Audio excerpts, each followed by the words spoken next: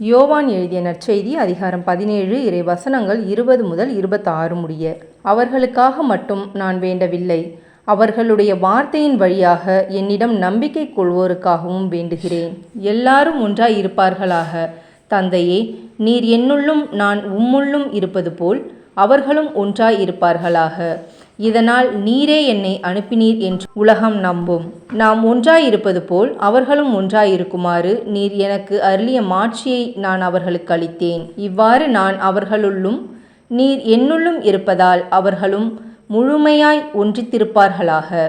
இதனால் நீரே என்னை அனுப்பினீர் எனவும் நீர் என் மீது அன்பு கொண்டுள்ளது போல் அவர்கள் மீதும் அன்பு கொண்டுள்ளீர் எனவும் உலகு அறிந்து கொள்ளும். தந்தையே, உலகம் தோன்றும் முன்னே நீர் என் மீது அன்பு கொண்டு எனக்கு மாட்சி அளித்தீர்.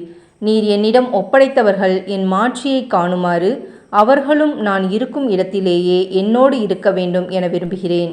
நீதியுள்ள தந்தையே, உலகு உம்மை அறியவில்லை, ஆனால் நான் உம்மை அறிந்துள்ளேன். நீரே என்னை அனுப்பினீர் என அவர்களும் அறிந்து கொண்டார்கள். நான் அவர்களோடு இணைந்திருக்கவும் நீர் என் மீது கொண்டிருந்த அன்பு அவர்கள் மீது இருக்கவும் உம்மை பற்றி அவர்களுக்கு அறிவித்தேன், இன்னும் அறிவிப்பேன். இது கிறிஸ்துவின் நற்செய்தி. கிறிஸ்துவே உமக்கு புகழ்.